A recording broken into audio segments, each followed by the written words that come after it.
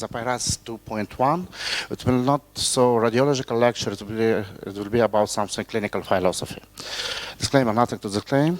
Some facts about the prostate cancer. We know that prostate cancer affects about 1/4 of man population. It causes up to 9% of cause of death from cancer. Second leading death cause after lung cancer. 16% of men will be affected by prostate cancer through lifetime. Risk of morbidity increases by age. In one trial, they said that every man that reach 100 years his age have 100% to have prostate cancer. Lifetime death risk is not so high, it's about 3–4%. Up to 40% of prostate cancers are accompanied by low PSA levels below 4 nanograms per milliliter, and a 5-year survival rate increased past 15 years from 69 up to 95%. That's the good news. Some facts, statistical facts from the American Society of Cancer from year 2018. Estimated new cases up to 170,000 per year. Estimated deaths up to 30,000 per year. A man will be diagnosed with prostate cancer every 3.2 minutes, and a man will die from disease every 18 minutes. So, as you see, it's a big problem, and we need to do something with it. So we are talking about screening. First, old but gold, as they say, digital rectal exam. Okay.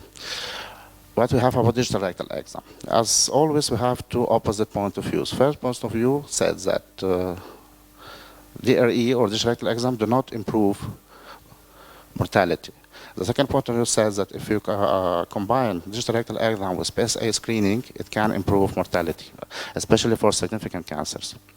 What about the PSA screening? It's the most widely available screening now for men. Also, we have two points of views that was published in the same journal of European Urology. First trial said that it's no.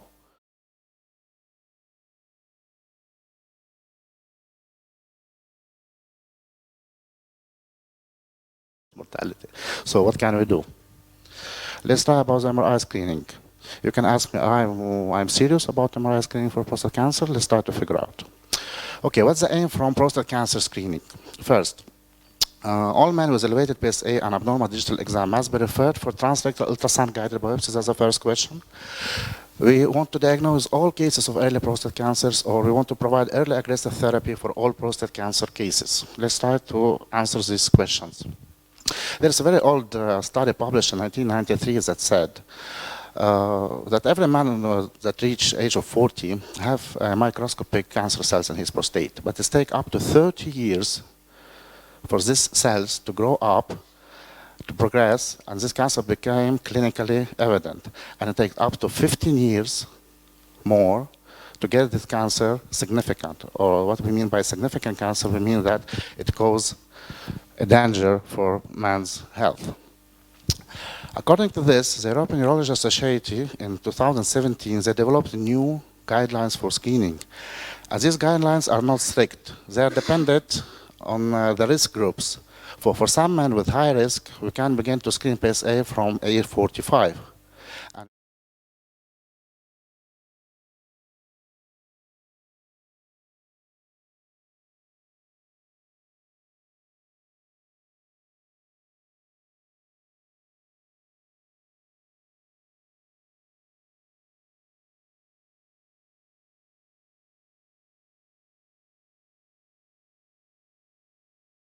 Prostate cancer, but his PSA is below 10 nanograms per milliliters, and the Gleason score is below 7, it's a low-risk group, and he do not need any further screening or any further diagnostic tools. Intermediate risk group is divided to two subgroups. You can see it on the slide. And the high risk group, it's any PSA, any Gleason score if you have advanced disease that needs treatment. So what is the new terminology? The new terminology is a significant prostate cancer. What is a significant prostate cancer? It's a tumor that poses significant risks to man's health. Significance of cancer had 3 criteria to establish. First, we must see the tumor volume. If it's more than 0.5 milliliter, it's significant.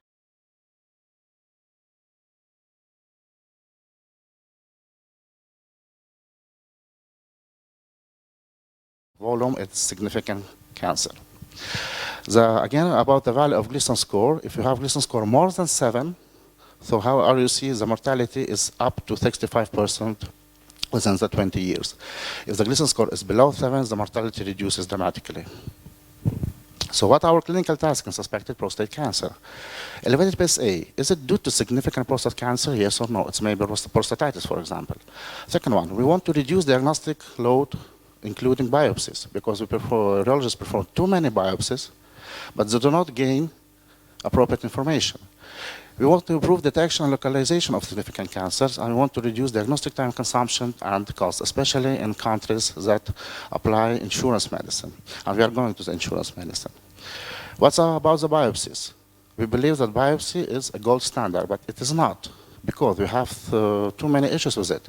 First, many urologists, they miss prostate cancer at biopsy. When they perform standard 9 points or 12-point biopsies of the prostate, they miss the cancer.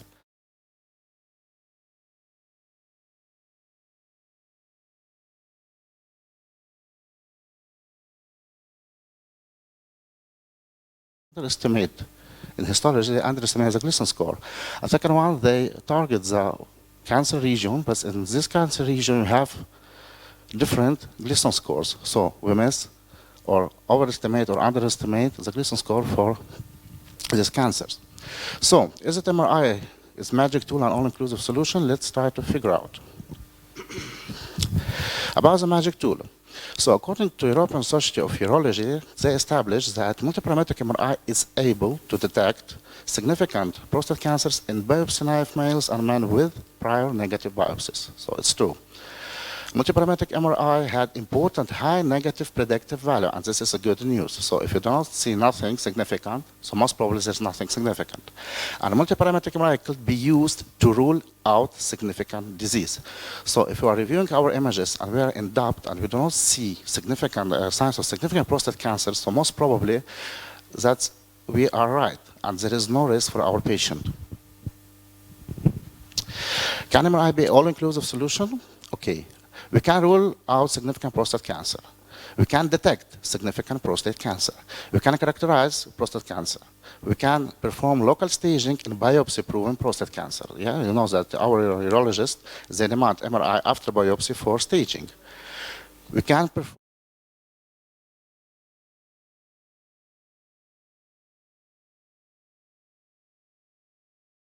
or we don't have it in Ukraine, but in many centers they perform PET MRI to assess bone metastasis, so it can be all-inclusive solution. So the strategy of MRI for prostate cancer. We want to establish minimum technical standards. We want to establish standard reported terminology lexicon. We want to develop assessment categories to summarize the level of significant disease suspicion. We want to educate radiologists on correct prostate MRI interpretation and reporting. We want to enhance interdisciplinary communication and facilitate to use MR data for targeted biopsy. All these goals had been grouped and summarized in PIRADS system. First one was in 2012, and the second reading was in 2015.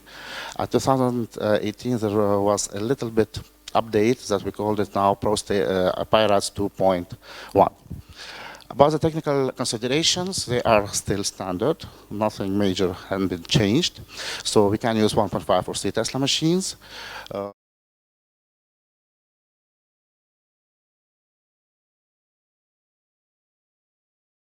Situated diffusion with ADC with or without dynamic contrast enhancement. That's a major update.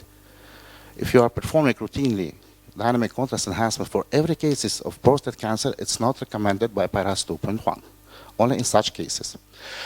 Small field of view up to 200 millimeters and sensor 3 millimeters are advised. High resolution 42, you must be minimum below 0.8 millimeter in fast coding direction. For diffusion, minimum 2B factors, 50 and 1000 or higher. C4 factors are preferable to improve the quality of the image. And taper resolution for dynamic contrast enhancement, minimum 15 seconds, 7 seconds is desired. So as you see, no great changes in the technical consideration. What about the timing following biopsy? Standard recommendation, if you have patient after prostate biopsy, you must wait up to 6 weeks before we can perform our MRI. But on the other hand, detection of significant prostate cancer not likely to be substantially affected by post-biopsy hemorrhage foci, but it will influence appropriate characterization of the lesion. So if you have extended disease and your urologist asks you to perform MRI in significant prostate cancer, you can go for it. Why this study is called multiparametric? Because it's concentrated from two parts. First part is morphological characterization of the lesion, mainly based on T2-weighted imaging. And second part is the functional characterization, mainly based on diffusion-weighted MRI, and in some cases with dynamic contrast enhancement. So what about T2? T2 is used for morphologic assessment. As we see here, we have two lesions. One lesion is located as a transitional zone, and second lesion is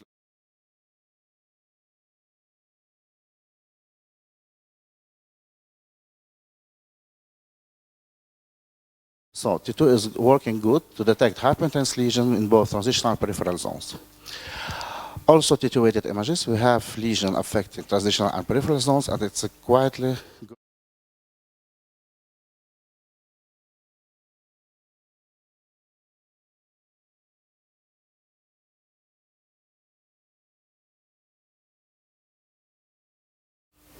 Second case, also T2-weighted images, we see lesions that is extended beyond the capsule with invading the seminal vesicles. Now let's add a little bit more. Let's add diffusion to our T2-weighted images. So we see T2-weighted image here with lesion, hyperintense lesion within the peripheral zone of the prostate.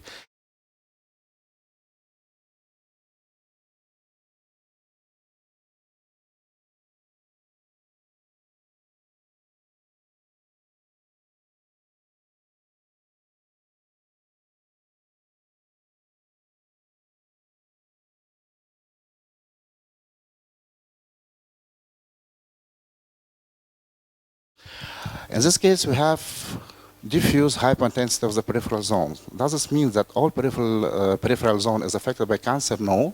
We add diffusion, and we see that only the region between 4 and 5 o'clock, okay, restricts diffusion. So only this region is suspected for cancer. And if we are guiding our urologist for biopsy, we must note it in our report.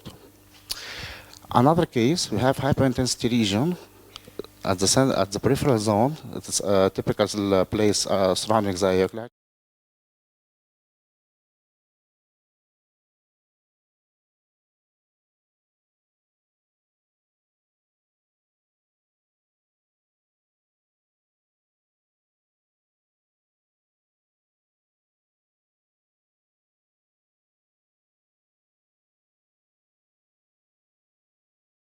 So these regions are suspected for cancer. Now, at this moment, it's simple, okay? Let's make it a little bit more difficult. You see two lesions here. Let's look at the diffusion first. The first lesion is this one. It's restricted.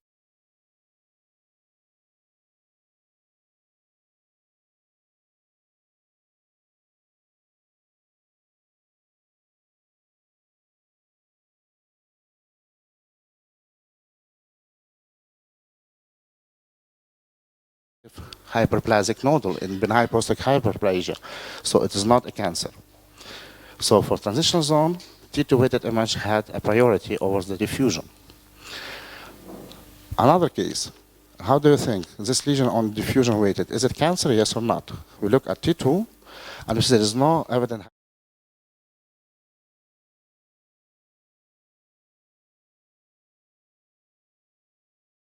Another case, look at the diffusion first.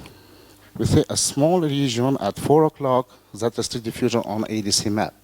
So, is it cancer? It's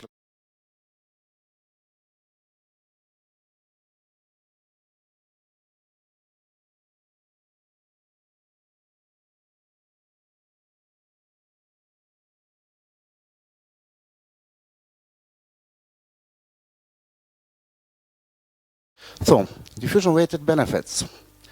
There is a strict correlation between the ADC value and the Gleason score. If you have very low ADC, this means that the Gleason score most probably will be high. So I recommend you to measure ADC, not only assess it by your eyes, restricted or not, make some measurements. What about the dynamic contrast enhancement?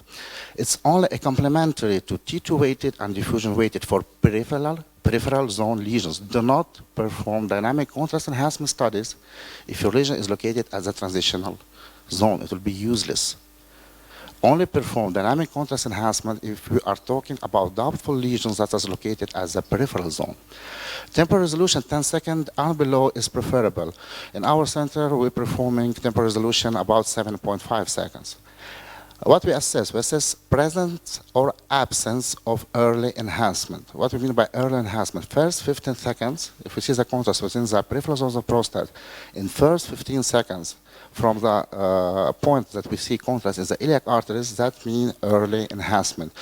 We do not do curves, we do not do quantitative analysis, we only establish there is or there is not early enhancement. This is an example. We have a lesion as a peripheral zone. This patient was after biopsy. As you see at the lower T1 weighted image, we have some blood that is bright. So we want to be confident about this lesion. So we perform dynamic contrast enhancement, and as you see,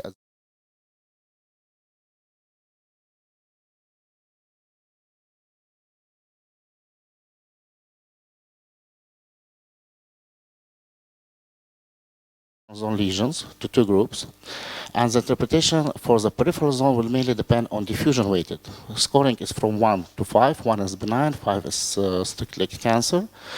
We have doubtful category 3 when we are not so confident about the lesion. We can add dynamic contrast enhancement. So if the dynamic contrast enhancement shows early enhancement, it will become grade 4.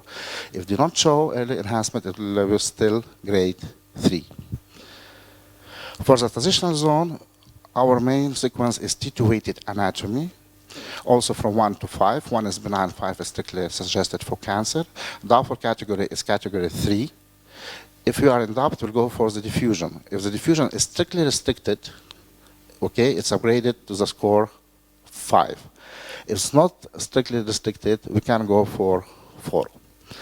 And the overall final impression also from 1 to 5. What we must include in our report. First, clinical data, we must know the PSA level. What are the results from the digital rectal exam, if it exists.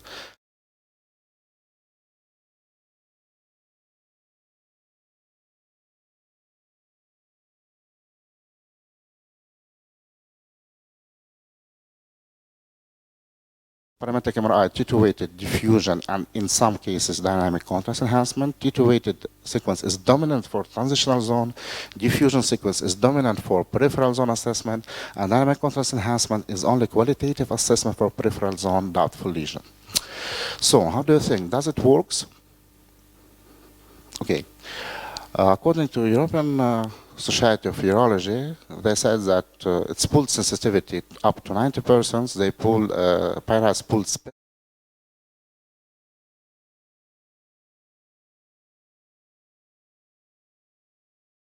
interrectal coils are useless. You know, the Lancet is a very popular and the oldest medicine journal in this world, and there was a paper that said that positive multiparametric MRI increases the likelihood of clinically significant cancer diagnosis. But there are always some issues. First issue is the granulomatous prostatitis, especially in patients that receive treatment after bladder cancer by BCG. So you cannot distinguish granulomatous prostatitis from cancer, unfortunately. Second issue is focal prostatitis that affects transitional zone. We cannot distinguish it from cancer. Okay, so we need to follow up or to perform biopsy. And I want to show you one case from our experience. So, patient 77 years old, PSA.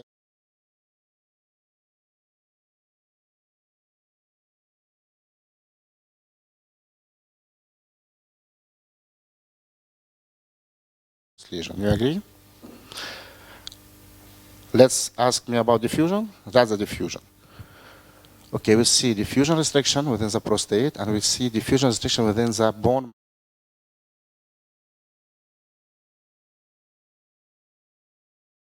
Okay, let's go for T1. We see the bone marrow affectness, and we see splenomegaly. In fact, this patient had chronic lymphocytic leukemia with infiltration of the prostate and bone.